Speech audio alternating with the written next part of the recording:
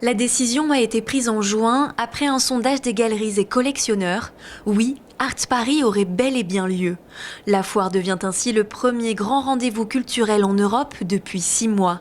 Une édition qui se présente comme celle de la résistance, alors que la situation sanitaire liée à l'épidémie de Covid-19 reste préoccupante.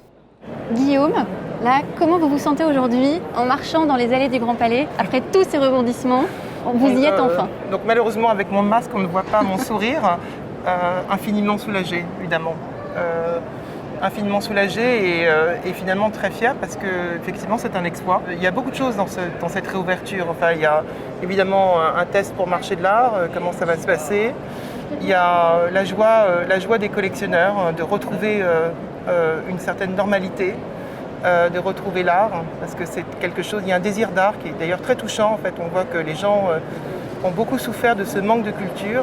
Et alors là, d'un point de vue technique, qu'est-ce qui est différent par rapport aux années précédentes? Les allées sont plus grandes, les gens sont masqués. On a ouvert cette foire dans une situation très particulière et effectivement on a fait très attention à tout ce qui était sanitaire. Ça c'était une obsession. Avant on avait donc une allée ici de galeries et là pour créer cette distanciation on a gardé que les îlots centraux. Vous avez par exemple une signalétique sur chaque stand qui indique en fonction du mètre carré du stand le nombre de personnes autorisées. Très bien. Et même si vous allez me dire que oui, est-ce que vous pensez qu'elle est tout aussi qualitative que les années précédentes? Alors j'allais dire qu'effectivement c'est un format un peu plus réduit puisqu'on passe de 150 à 112 galeries, mais c'est pas du tout une foire au rabais. Au contraire, je trouve qu'il y a une extrême qualité. Je trouve que beaucoup de gens ont fait attention à leurs accrochages, etc.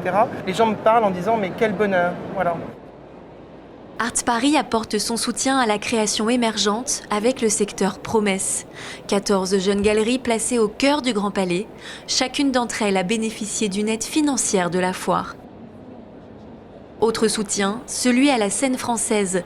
Une vingtaine d'artistes, pour la plupart nés dans les années 80, sont réunis au sein d'un parcours autour des notions de récit et d'histoire.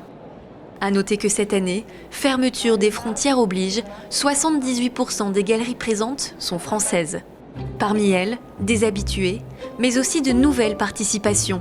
C'est le cas de la galerie Perrotin, l'une des plus importantes en France, qui participe à de nombreuses foires internationales. Cette année, son planning a été bouleversé. L'année dernière, j'ai participé à 23 foires. Cette année, on était censé participer à 21 et tout d'un coup, pour l'instant, on n'a participé qu'à 3 d'entre elles, 3 ou 4. On est une galerie qui vend donc tout au long de l'année. Mais c'est aussi très important pour obtenir les œuvres, parce que les artistes sont contents que les œuvres soient vendues dans le cadre d'une présentation et non pas uniquement vendues. Nous, en termes de vente, on est très satisfaits. Mes équipes étaient très enthousiastes et on va changer cette œuvre qui a été vendue. Ces deux-là sont vendus, ça c'est vendu. Enfin, il y a beaucoup de choses vendues, le JR, le Izumi-Kato. Donc oui, on est très contents. L'objectif d'une foire tient en un mot: vendre. Depuis plusieurs mois, les ventes se font plus difficiles, ce qui peut mettre galeristes et artistes dans des situations indélicates. Orlan est une artiste contemporaine française reconnue à travers le monde. Après des semaines de paralysie, il était important pour elle d'être présente aujourd'hui. Moi, j'aime l'art, donc je suis très très heureuse de voir ça et très heureuse que ça reprenne avec le coronavirus, avec tous les problèmes économiques. On est tous en très grande difficulté. Si on n'expose pas, on ne vend pas. Si je ne peux pas faire des conférences dans le monde entier, je n'ai pas mes cachets habituels. Donc tout ça pèse énormément, quoi.